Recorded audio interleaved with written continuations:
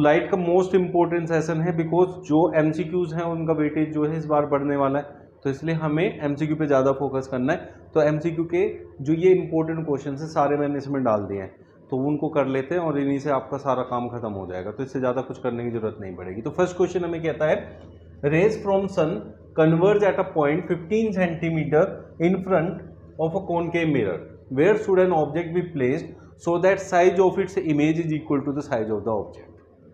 तो कहाँ रखनी चाहिए बताओ, आप बताओ कहाँ रखना चाहिए?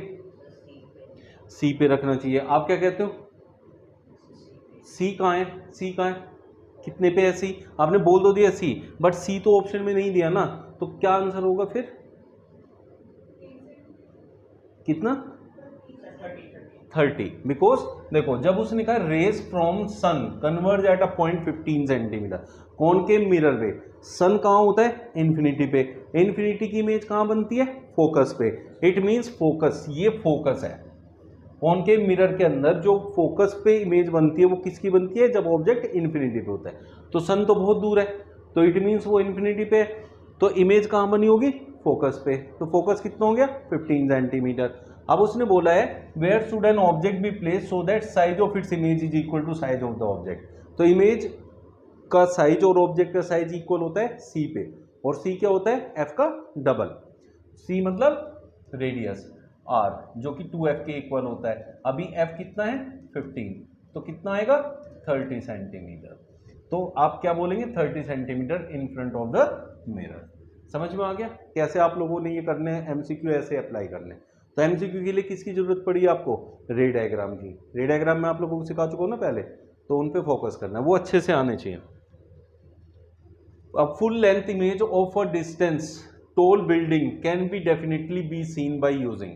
एक बहुत बड़ी सी बिल्डिंग है, उसको आपको मिरर में देखना है, तो कौन सी मिरर में देख पाओगे? तो जो बड़ी बिल्डिंग है उसकी एक छोटी इमेज चाहिए, पहली चीज। और छोटी इमेज कैसी चाहिए आपको? सीधी चाहिए। कैसी चाहिए? इरेक्ट। अगर हम किसी मिरर में देख रहे हैं किसी इमेज को, ये थोड़े कि उसे उल्टा देखेंगे, कैसा देखेंगे? सीधा देखेंगे। और सीधा हम किस में देख पाते हैं? कॉन्वेक्स में। अब हम कॉनकेव में भी देख पाते हैं सीधा, लेकिन कॉनकेव में लास्ट केस होता है जो फोकस और पोल के बीच में होता है, तो उसकी सीधी इमेज क्या बनती है? एनलार्ज्ड बनती है। तो पहले से ही टॉल बिल्डिंग है, ऊपर से मिरर में और बड़ी हो जाएगी तो हमें वो दिखाई नहीं देगी पूरी, तो पूरी देखनी है तो हमेशा हमें कॉन्वेक्स मिरर लेना पड़ेगा, क्योंकि कॉन्वेक्स मिरर में ही छोटी और सीधी बन सकती है। प्लेन मिरर में कैसी बनेगी?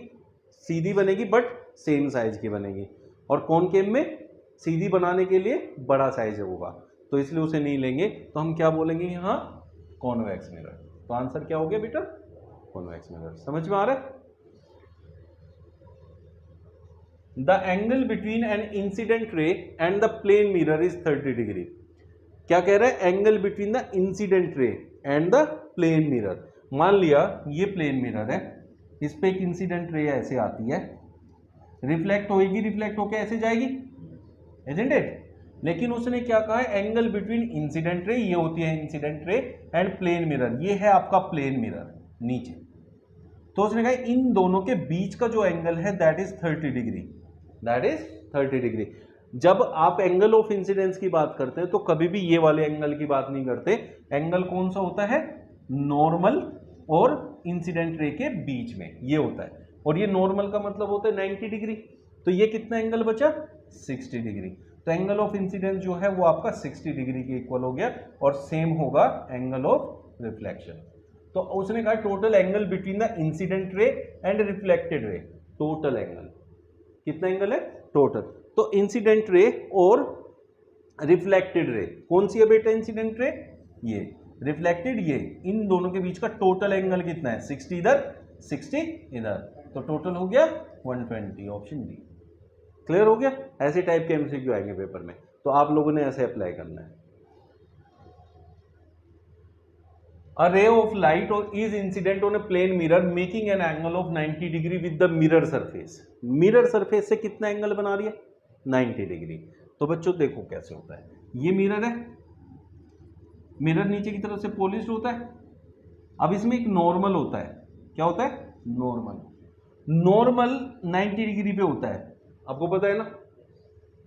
अब उसने कहा ray of light is incident on a plane mirror making an angle of 90 degree with the mirror surface. Mirror surface से इंसिडेंट रे के बीच का एंगल है 90 डिग्री और नॉर्मल का एंगल कितना होता है 90 डिग्री। इट मींस वो रे जो इंसिडेंट रे है वो किस पे आई है, इंसिडेंट रे भी यहीं आई है, किसके ऊपर, नॉर्मल के ऊपर। बात समझ में आ गई।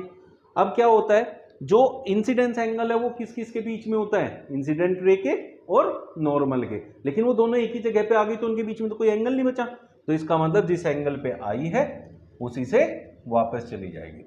तो उसने कहा angle of reflection for this रे of light will be 0 degree. बेटा एंगल ऑफ रिफ्लेक्शन तो 0 होगा ही होगा, एंगल ऑफ इंसिडेंस भी 0 ही होता है, क्योंकि वो सेम आ गया। क्योंकि आपको क्या पता है, इंसिडेंस रे और नॉर्मल के बीच का एंगल होता है, अब इनके बीच में तो 0 एंगल है तो इसलिए 0 होगा, इंसिडेंस भी और रिफ्लेक्टेड भी। समझ में आया? कुछ पूछना है किसी को? देखो, the image of an object form by a plane mirror. Plane mirror क्या होता है, जो मिरर में हम अपने आप को देखते हैं, उस मिरर के सामने जब हम खड़े होते हैं तो उसके जो हमारी इमेज बन रही है, अगर उसके बीच में कोई भी मैं कुछ भी लगा दूं तो क्या होगा, मैं शीशे में दिखना बंद हो जाऊंगा। और जो बीच में लगाते हैं उसको क्या कहते हैं, स्क्रीन। तो स्क्रीन पे मेरी इमेज नहीं आई, और जो स्क्रीन पे इमेज नहीं आती वो क्या होती है, वर्चुअल। तो इसका मतलब क्या है, इसमें वर्चुअल बनेगी। दूसरा क्या, जब हम प्लेन मिरर के सामने खड़े होते हैं तो क्या होता है, उतने ही बड़े दिखते हैं जितने हम हैं, तो इसका मतलब क्या होता है, वर्चुअल होगा। और बाकी तो कुछ भी नहीं है, रियल नहीं होता। डिमिनिश्ड मतलब छोटा छोटा नहीं होता है, अपसाइड डाउन मतलब ऊपर का नीचे हो जाएगा वो भी नहीं होता है, तो सिर्फ क्या कहेंगे, वर्चुअल। इनमें से सारों में से वर्चुअल केस लेंगे। Understood? The image form by a plane mirror is, इस क्वेश्चन में प्लेन मिरर की सारी कैरेक्टरिस्टिक्स आ जाएंगी। पिछले में सिर्फ इमेज की नेचर आया था, वर्चुअल। अब यहां देखो, image form by a plane mirror, अभी मैंने समझाया जैसे प्लेन मिरर के आप सामने खड़े हो जाओ तो उसमें इमेज दिखेगी, और बीच में कोई हमने कुछ भी पर्दा लगा दिया सपोज करें, तो उस पर हमारी इमेज आएगी, नहीं आएगी। तो नहीं आ रही है तो इसका मतलब क्या है, वहां वो वर्चुअल इमेज है। जो स्क्रीन पे ऑब्टेन नहीं हो सकती वो वर्चुअल होती है। फिर हम जैसे मिरर के सामने खड़े होते तो सीधे दिखाई देते हैं, तो इरेक्ट होती है। तीसरा क्या होता है, सेम साइज की होती है। तो देखते हैं किसमें ऐसी चीजें दे रखी हैं।